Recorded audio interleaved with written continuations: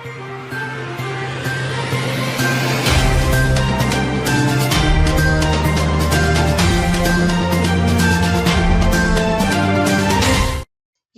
முக்கிய நிகழ்வுகள்.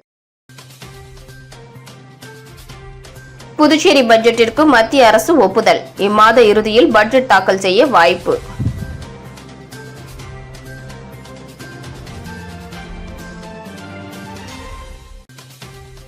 கலால் துறை அலுவலகத்தை முற்றுகையிட்டு தாவேகே எம்எல்ஏ சரவணகுமார் போராட்டம். திருபுவனையில் உள்ள 21 ரெஸ்டோ பார்களை மூட வலியுறுத்தல்.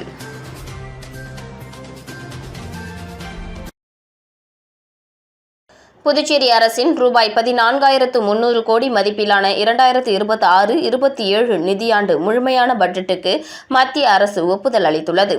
இதையடுத்து இந்த மாத இறுதியில் கூடவுள்ள சட்டப்பேரவையில் முழுமையான பட்ஜெட் தாக்கல் செய்யப்பட உள்ளது. புதுச்சேரி சட்டப்பேரவை தேர்தல் கடந்த ஏப்ரல் மாதம் நடைபெற்றதால் 2026-27 நிதியாண்டுக்கான முழுமையான பட்ஜெட்டை தாக்கல் செய்ய முடியவில்லை. இதையடுத்து அரசின் அன்றாட செலவினங்களை மேற்கொள்ளும் வகையில் இடைக்கால பட்ஜெட் தாக்கல் செய்யப்பட்டது.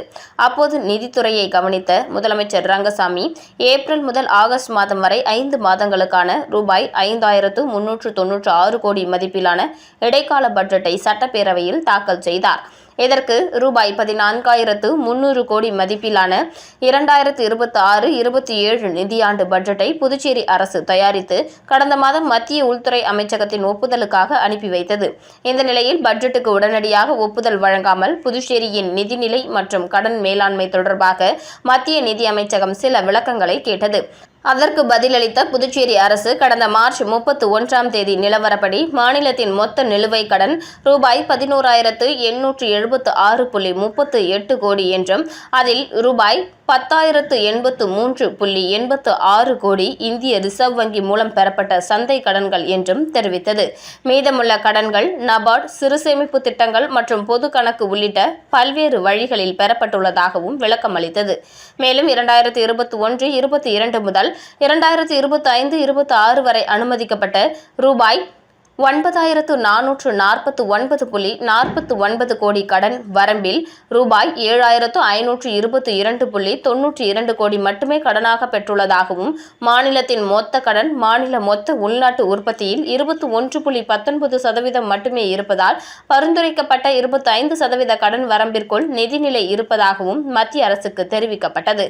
புதுச்சேரி அரசின் விளக்கங்களை ஆய்வு செய்த மத்திய அரசு 2026-27 நிதியாண்டுக்கான ரூபாய் 14,300 கோடி பட்ஜெட்டுக்கு இன்று அதிகாரப்பூர்வ ஒப்புதல் வழங்கியுள்ளது. இதற்கான ஒப்புதல் கடிதம் மத்திய உள்துறை அமைச்சகத்திலிருந்து முதலமைச்சர் அலுவலகத்திற்கு வந்துள்ளதாக அதிகாரப்பூர்வ தகவல் வெளியாகியுள்ளது. இதையடுத்து இந்த மாத இறுதியில் கூடவுள்ள புதுச்சேரி சட்டப்பேரவையில் முதலில் சபாநாயகர் தேர்தல் நடத்தப்பட்டு அதன் பின்னர் 2026-27 நிதியாண்டுக்கான முழுமையான பட்ஜெட் தாக்கல் செய்யப்பட உள்ளது. புதுச்சேரி திருபுவனை தொகுதியில் உள்ள 21 ரெஸ்டோ பார்களை உடனடியாக மூட வலியுறுத்தி தாவேக சட்டமன்ற உறுப்பினர் சாய் சரவணகுமார் தலைமையில் ஊர் பொதுமக்கள் கலால் துறை அலுவலகத்தை முற்றுகையிட்டு போராட்டத்தில் ஈடுபட்டனர்.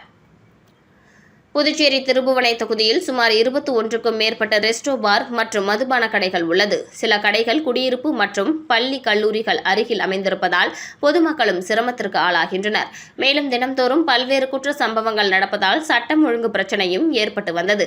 எனவே பொதுமக்களுக்கு இடையூறாக உள்ள மதுபான கடைகளை அகற்ற வேண்டும் என்று கலால் துறைக்கு தொகுதி மக்கள் கோரிக்கை விடுத்திருந்தனர். ஆனால் இதுவரை அகற்றப்படவில்லை. இந்த நிலையில் தொகுதியின் தாவேக சட்டமன்ற உறுப்பினர் சாய் சரவணகுமார் தலைமையிலான பொதுமக்கள் புதுச்சேரி கலால் துறை அலுவலகத்தை முற்றுகையிட்டு போராட்டத்தில் ஈடுபட்டு கண்டன கோஷங்களை எழுப்பினர். தொடர்ந்து கலால் துறை ஆணையர் பிரான்சிஸ் மேத்யூஸை சந்தித்து பேசிய சட்டமன்ற உறுப்பினரிடம் மக்களுக்கு இடையூறாக உள்ள மதுபான கடைகளை உடனடியாக அகற்ற நடவடிக்கை எடுக்கப்படும் என்று உறுதியளித்தார். அதனை அடுத்து போராட்டத்தை கைவிட்டு பொதுமக்கள் கலைந்து சென்றனர்.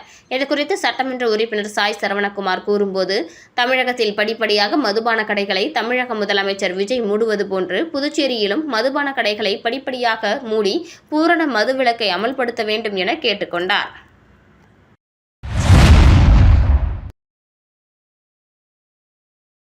ஆரம்ப சுகாதார மையம் இடமாற்றத்தை கண்டித்து தந்திராயன்குப்பம் ஆரம்ப சுகாதார மையத்திற்கு பூட்டு போட்டு பூட்டி முற்றுகையிட்டு ஆர்ப்பாட்டம். விழுப்புரம் மாவட்டம் கோட்டக்குப்பம் அடுத்த தந்திராயன்குப்பத்தில் அரசு ஆரம்ப சுகாதார நிலையத்தை இடமாற்றம் செய்ததை கண்டித்து பொதுமக்கள், மீனவர்கள் ஆர்ப்பாட்டம் நடத்தியதால் பரபரப்பு ஏற்பட்டது. கோட்டக்குப்பம் நகராட்சிக்குட்பட்ட சின்ன கோட்டக்குப்பம் பகுதியில் புதிய ஆரம்ப சுகாதார நிலையம் கட்டப்பட்டது.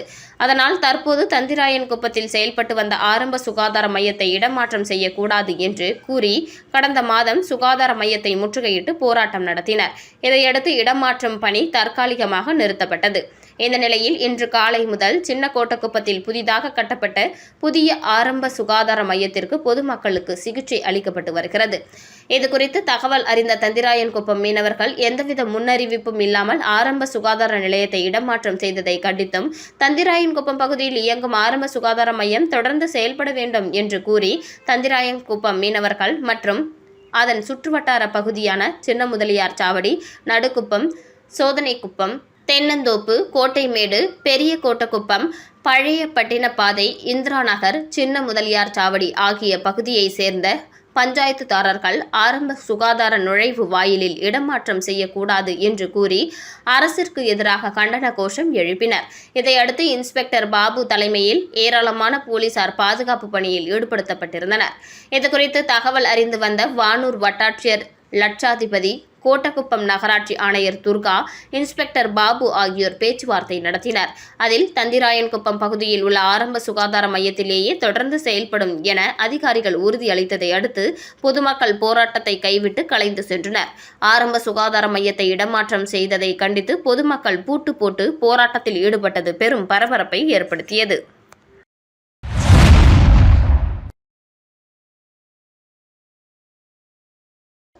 லட்சிய ஜனநாயக கட்சியின் தமிழ்நாடு மாநில மற்றும் மாவட்ட பொறுப்பாளர்கள் அறிவிப்பு கூட்டம் சென்னை மறைமலை நகரில் உள்ள தனியார் மண்டபத்தில் நடைபெற்றது. லட்சிய ஜனநாயக கட்சியின் தலைவரும் காமராஜர் நகர் தொகுதி சட்டமன்ற உறுப்பினருமான ஜோஸ் சார்லஸ் மார்டின் தலைமையில் நடைபெற்ற இந்த நிகழ்வில் லட்சிய ஜனநாயக கட்சி மாநில பொதுச் செயலாளர் நெல்லை ஜீவா உள்ளிட்ட நிர்வாகிகள் கலந்து கொண்டனர். இந்த நிகழ்வில் 120 மாநில, மாவட்ட பொறுப்பாளர்கள் அறிவிக்கப்பட்டு நியமன சான்றிதழ் வழங்கப்பட்டது. நிகழ்வுக்கு முன்னதாக செய்தியாளர்களை சந்தித்த லட்சிய ஜனநாயக கட்சி தலைவரும் காமராஜ் நகர் தொகுதி சட்டமன்ற உறுப்பினருமான ஜோஸ் சார்லஸ் மார்டின், உள்ளாட்சி தேர்தலுக்கு தயாராகி எங்கள் வலிமையை காட்டுவோம். சிறிய அளவில் புதுவையில் ஆரம்பித்தது போல் தமிழகத்திலும் மாபெரும் கட்சியாக லட்சிய ஜனநாயக கட்சி மக்கள் வாழ்வாதாரம் உயர்த்தப்பட வேண்டும். குடிநீர் பிரச்சினை, பெண்கள் பாதுகாப்பு, அடிப்படை தேவை, கடன் சுமை, வேலை வாய்ப்பு உள்ளிட்டவைகள் லட்சிய ஜனநாயக கட்சி உருவாக்கியுள்ளது என தெரிவித்தார்.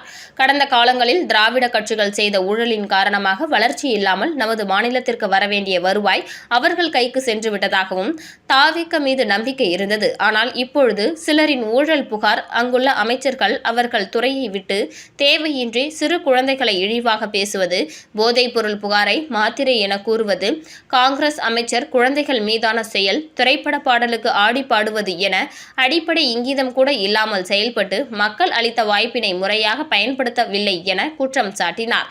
இதனை கேள்வி கேட்கும் எதிர்க்கட்சியும் தகுதி இல்லாமல் உள்ளது. பள்ளி குழந்தைகள் முதல் போதைப் பொருட்கள் ஊடுருவி கொண்டு இருக்கின்றது.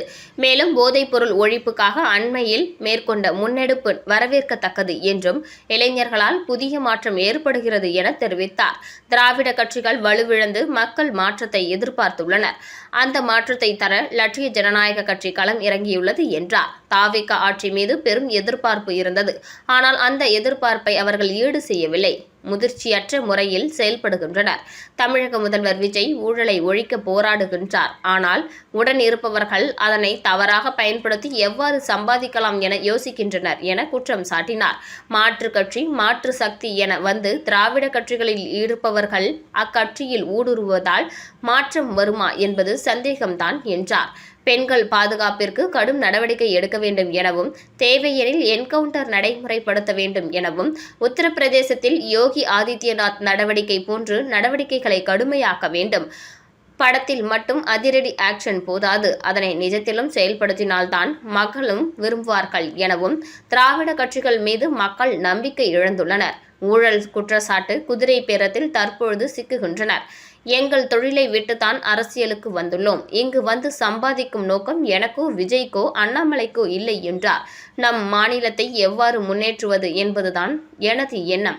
அரசு வேலை என்பது பலரின் கனவு. ஆனால் அதனை வரவேண்டாம் என கூறியும் அதனை மீறி கட்சி நிகழ்வுக்கு சென்று உயிரிழந்து அவர்களின் குடும்பத்திற்கு அரசு வேலை வழங்குவது கண்டனத்திற்கு உரியது என தெரிவித்தார்.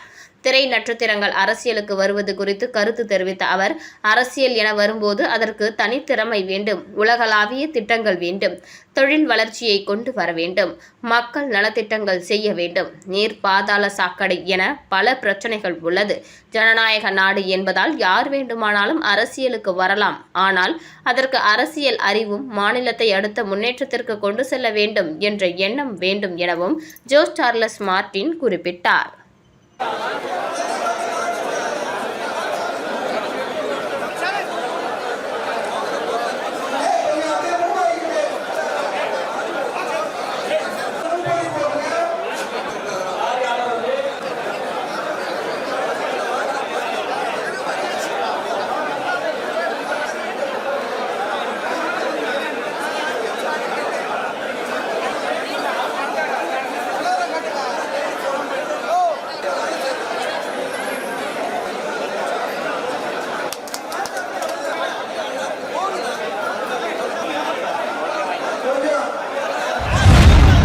விளம்பர இடைவேளைக்கு பிறகு செய்திகள் தொடரும். இருக்கு சம்மர் டென்ஷன் எதுக்கு? இருக்கு சம்மர் டென்ஷன் எதுக்கு? தனம்ல ஏசி வாங்கி சம்மரை சில் பண்ணுங்க. தனம் சேல் சென்டர், காமராஜ் சாலை, பாண்டிச்சேரி. செய்திகள் தொடர்கின்றன. 100 நாள் வேலை உறுதி திட்டத்தை பாதுகாக்க போராட்டம் தொடரும். CPIM மாநில செயலாளர் தமிழ்ச்செல்வன் பேட்டி. மகாத்மா காந்தி தேசிய ஊரக வேலை உறுதி திட்டத்தை பாதிக்கும் வகையில் ஒன்றிய அரசு கொண்டு வந்துள்ள VPG ராம் புதிய நடைமுறைகளை திரும்பப் பெற வலியுறுத்தி அகில இந்திய விவசாய தொழிலாளர் சங்கம் சார்பில் இன்று காரைக்கால் வட்டார வளர்ச்சி அலுவலகம் எதிரில் கண்டன ஆர்ப்பாட்டம் நடைபெற்றது. ஆர்ப்பாட்டத்திற்கு மாவட்ட தலைவர் பூபேஷ்குமார் தலைமை தாங்கினார். இதில் நூற்றுக்கணக்கான 100 நாள் வேலை திட்ட தொழிலாளர்கள், விவசாய தொழிலாளர்கள் மற்றும் பொதுமக்கள் கலந்து கொண்டு மத்திய அரசுக்கு எதிராக கண்டன முழக்கங்களை எழுப்பினர். ஆர்ப்பாட்டத்திற்கு பின்னர் செய்தியாளர்களை சந்தித்த CPIM புதுச்சேரி மாநில செயலாளர் தமிழ்ச்செல்வன் கூறியதாவது, மகாத்மா காந்தி தேசிய ஊரக வேலை உறுதி சட்டத்தை பலவீனப்படுத்தும் நோக்கில் ஒன்றிய மோடி அரசு புதிய VPG ராம் நடைமுறையை அமல்படுத்தியுள்ளது. இந்த புதிய நடைமுறையின் மூலம் வேலை உறுதி சட்டத்தில் உள்ள பல்வேறு முக்கிய அம்சங்கள் நீக்கப்படுகின்றன. இதுவரை 100 நாள் வேலை திட்டத்திற்கான நிதியில் 90% மத்திய அரசும் 10% மாநில அரசும் வழங்கி வந்தன. தற்போது அதை மாற்றி 60% மட்டுமே ஒன்றிய அரசு வழங்கி மீதமுள்ள 40% மாநில அரசுகள் ஏற்க வேண்டும் என கூறப்படுகிறது. ஏற்கனவே மாநில அரசுகளுக்கு ஆயிரக்கணக்கான கோடி ரூபாய் நிதி சுமை உள்ள நிலையில் கூடுதல் நிதியை மாநிலங்கள் எவ்வாறு ஒதுக்க முடியும்? இது மாநில அரசுகளின் மீது தேவையற்ற நிதி சுமையை திணிக்கும் நடவடிக்கையாகும். மேலும் வேலை தளங்களில் தொழிலாளர்களின் கருவிழியை ஸ்கேன் செய்யும் நடைமுறை மிகவும் கண்டிக்கத்தக்கது. இது குற்றவாளிகளை அடையாளம் காணும் நடைமுறையை போன்றது. தொழிலாளர்களின் கண்ணியத்தை பாதிக்கும் இந்த கருவிழி ஸ்கேன் திட்டத்தை உடனடியாக கைவிட வேண்டும். தொழிலாளர்களின் கூலியை எந்தவித குறைப்பும் இன்றி வழங்க வேண்டும். 100 நாள் வேலை திட்டத்தில் எந்தவித கட்டுப்பாடுகளும் விதிக்காமல் மகாத்மா காந்தி தேசிய ஊரக வேலை உறுதி சட்டத்தை முழுமையாக தொடர்ந்து செயல்படுத்த வேண்டும். இந்த கோரிக்கைகளை நிறைவேற்றும் வரை எங்கள் போராட்டம் தொடரும் என்று அவர் தெரிவித்தார்.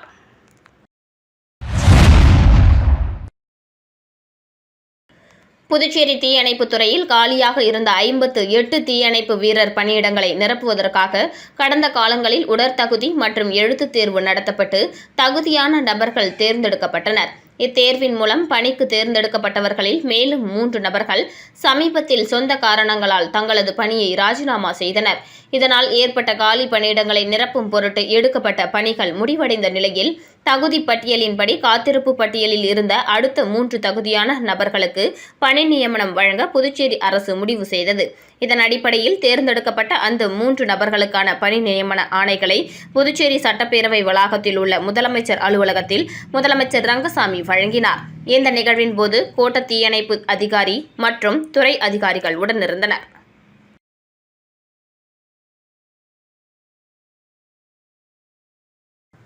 புதுச்சேரியில் பேருந்து டைமிங் தகராறில் அரசு பேருந்து பெண் நடத்துனர் மீது பேருந்துவை ஏற்றுவது போல் மிரட்டிய அரசு எலக்ட்ரிக் பேருந்து ஒப்பந்த ஓட்டுநர், மேலும் தொடர்ந்து அரசு பேருந்து நடத்துனரை விடாப்பிடியாக மோதியும் அவர் அசராமல் பேருந்து முன் நின்றபடி வாக்குவாதத்தில் ஈடுபடும் பரபரப்பு சிசிடிவி காட்சிகள் தற்போது வெளியாகியுள்ளது. புதுச்சேரி அரசின் சாலை போக்குவரத்து கழகத்தின் பிஆர்டிசி பேருந்துகள் நகரப்பகுதியில் இயக்கப்படுகின்றன. இதேபோல் அரசு சாலை போக்குவரத்து கழகத்தின் சார்பில் உள்ளூரில் ஓடக்கூடிய எலக்ட்ரிக் பேருந்துகள் அண்மையில் அறிமுகப்படுத்தப்பட்டது. இப்பேருந்துகள் தனியார் நிறுவனத்தின் மூலம் ஒப்பந்த அடிப்படையில் இயக்கப்பட்டு வருகிறது. அதன்படி இதன் ஓட்டுநர்கள் மற்றும் நடத்துனர்கள் ஒப்பந்த அடிப்படையில் பணியமர்த்தப்பட்டுள்ளனர். இந்த நிலையில் புதுச்சேரி அரசின் கீழ் இருந்தாலும் இந்த 2 பேருந்துகளுக்கு இடையே டைமிங் தகராறு அடிக்கடி ஏற்படுகிறது. அதன்படி நேற்று கோரிமேடு சந்திப்பில் தனக்கு ஒதுக்கிய நேரத்தை தாண்டி எலக்ட்ரிக் பேருந்து முன்கூட்டியே வந்து நின்றுள்ளது. இதனை அரசு சாலை போக்குவரத்து கழகத்தின் பேருந்து பெண் நடத்துனர் தமிழ்ச்செல்வி தட்டி கேட்டுள்ளார். இதில் ஆத்திரமடைந்த எலக்ட்ரிக் பேருந்தின் ஒப்பந்த ஓட்டுநர் ஹேமச்சந்திரன் பேருந்தை பின்பக்கமாக நகர்த்தி சென்று சட்டென அருகே நின்றிருந்த அரசு பேருந்தின் பெண் நடத்துனர் தமிழ்ச்செல்வி மீது மோத முயற்சி செய்வது போல் அவரை மிரட்டுகிறார்.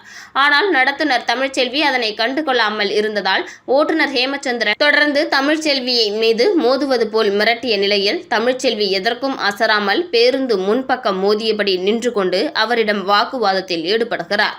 இந்த காட்சிகள் அனைத்தும் எதிரில் நின்றிருந்த மற்றொரு பேருந்தின் சிசிடிவியில் பதிவாகிய நிலையில் தற்போது இந்த வீடியோ வெளியாகி பரபரப்பை ஏற்படுத்தியுள்ளது. இந்த நிலையில் இப்பிரச்சினை தொடர்பாக பெண் நடத்துனர் தமிழ்ச்செல்வி அளித்த புகாரின் பேரில் புதுச்சேரி அரசு சாலை போக்குவரத்து கழகம் சார்பில் விசாரணை நடைபெற்று வருகிறது.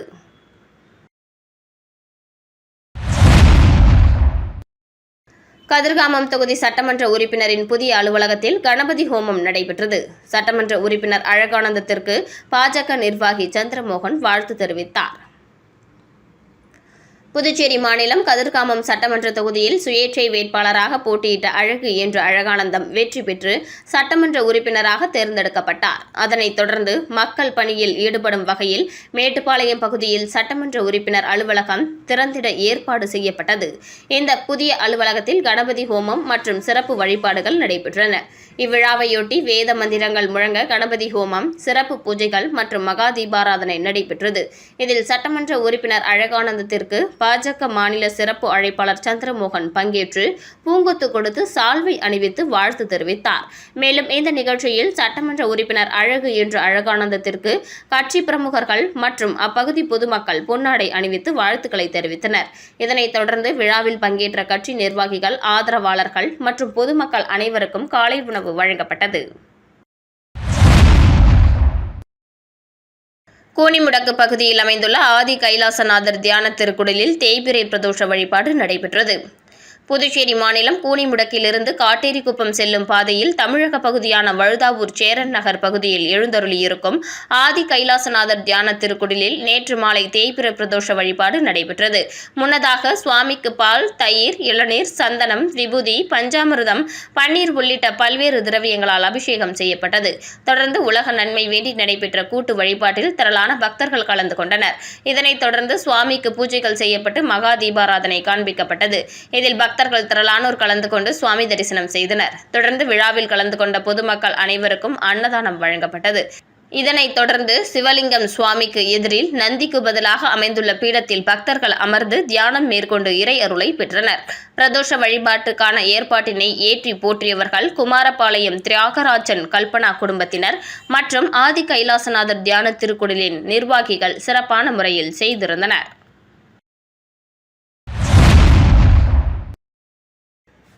பாண்டிச்சேரி பிரீமியர் லீக் கிரிக்கெட் போட்டி தொடர்ந்து 4 போட்டிகளில் வென்று வில்லியனூர் மோஹித் கிங்ஸ் அணி சாதனை. பாண்டிச்சேரி பிரீமியர் லீக்கின் 3வது சீசன் 7ஆம் தேதி தொடங்கி கோலாகலமாக நடைபெற்று வருகிறது. நேற்று மாலை நடந்த 11வது லீக் போட்டியில் ஜெனித் ஏனாம் ராயல்ஸ் அணியும் வில்லியனூர் மோஹித் கிங்ஸ் அணியும் மோதின. இதில் டாஸ் வென்ற ஜெனித் ஏனாம் ராயல்ஸ் அணி முதலில் பந்து வீச்சை தேர்ந்தெடுத்தது. முதலில் பேட்டிங் பிடித்த வில்லியனூர் மோஹித் கிங்ஸ் அணி 20 ஓவர் முடிவில் 4 விக்கெட் இழப்புக்கு 230 ரன்கள் குவித்தது. இந்த தொடரில் வில்லியனூர் அணி 2வது முறையாக 200 ரன்களை கடந்தது குறிப்பிடத்தக்கது. இதனையடுத்து 231 ரன்கள் எடுத்தால் வெற்றி என்ற கடின இலக்குடன் களமிறங்கிய ஜெனித் ஏனாம் அணி 14.2 ஓவர் முடிவில் 138 ரன்கள் எடுத்து அனைத்து விக்கெட்டுகளையும் இழந்தது. இதனால் வில்லியனூர் மோஹித் கிங்ஸ் அணி 92 ரன் வித்தியாசத்தில் அபார வெற்றி பெற்றது. இதன் மூலம் வில்லியனூர் அணி இந்த சீசனில் தொடர்ந்து 4 போட்டிகளில் வென்றுள்ளது. ஆட்டநாயகன் விருது வில்லியனூர் அணியில் 94 ரன்கள் குவித்த பிருத்விராஜன் கண்ணாவுக்கு வழங்கப்பட்டது. முன்னதாக மதியம் நடைபெற்ற போட்டியில் 10வது லீக் போட்டியில் மாஹே ஸ்ட்ரைக்கர்ஸ் அணியும் ரூபி ஒயிட் டவுன் லெஜண்ட்ஸ் அணியும் மோதின. இதில் டாஸ் வென்ற மாஹே ஸ்ட்ரைக்கர்ஸ் அணி முதலில் பந்து வீச தீர்மானித்ததை அடுத்து ஒயிட் டவுன் அணி முதலில் பேட்டிங் பிடித்தது.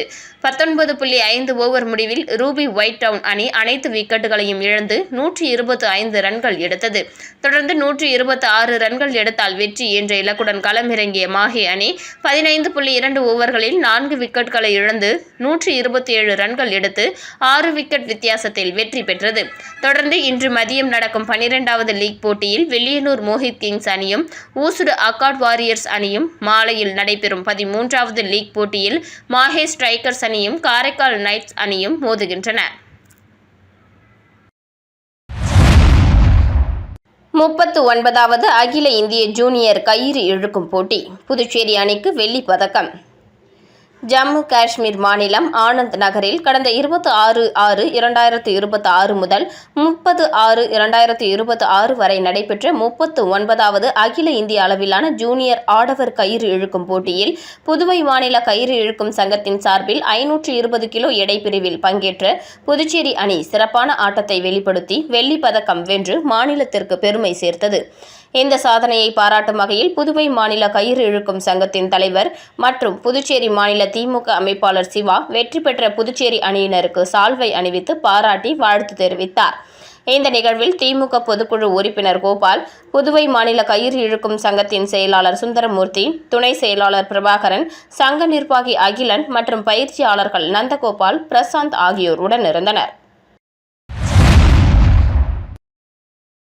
புதுவை மாநிலம் ஆலங்குப்பம் அரசு பள்ளியில் நடைபெற்ற முன்னாள் மாணவர்கள் சந்திப்பு. மாணவர்களுக்கு நலத்திட்ட உதவிகளை வழங்கி கடந்த கால நினைவுகளை பரிமாறிக்கொண்ட முன்னாள் மாணவர்கள்.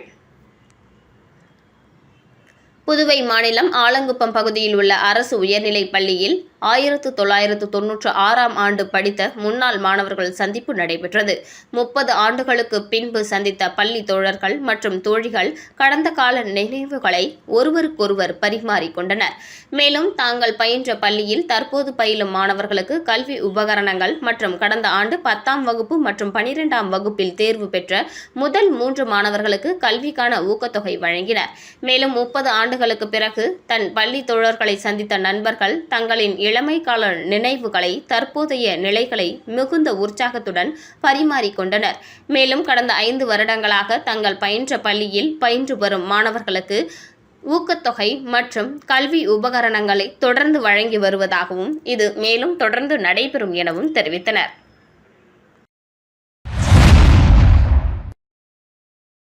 திருவேணி நகர் ஸ்ரீ திரிபுர சுந்தரி உடனுரை ஸ்ரீ திருவேணீஸ்வரர் ஆலயத்தில் தேய்பிறை பிரதோஷ வழிபாடு சிறப்பாக நடைபெற்றது. புதுச்சேரி மாநிலம் வில்லியனூர் சட்டமன்ற தொகுதிக்கு உட்பட்ட வி. மணவெளி திருவேணி நகர் பகுதியில் அமைந்துள்ள அருள்மிகு ஸ்ரீ திரிபுர சுந்தரி உடனுரை ஸ்ரீ திருவேணீஸ்வரர் ஆலயத்தில் தேய்பிறை பிரதோஷ வழிபாடு பக்தி பரவசத்துடன் வெகு சிறப்பாக நடைபெற்றது. தேய்பிறை பிரதோஷத்தை முன்னிட்டு சுவாமிக்கு பால், தயிர், இளநீர், சந்தனம், விபூதி, பன்னீர், தேன், பஞ்சாமிர்தம், பழங்கள் மற்றும் அபிஷேக பொடி உள்ளிட்ட பல்வேறு திரவியங்களால் சிறப்பு அபிஷேகம் நடைபெற்றது.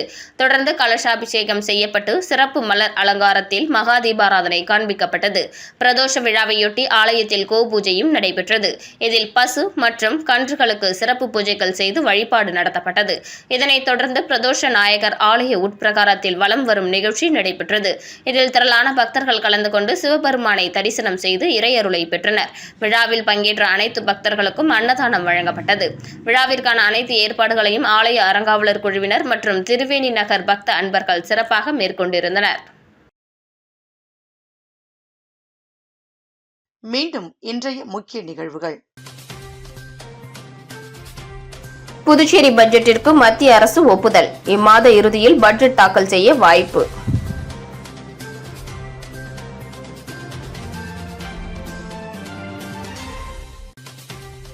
கலால் துறை அலுவலகத்தை முற்றுகையிட்டு தாவேகே எம்எல்ஏ சரவணகுமார் போராட்டம். திருபுவனையில் உள்ள 21 ரெஸ்டோ பார்களை மூட வலியுறுத்தல்.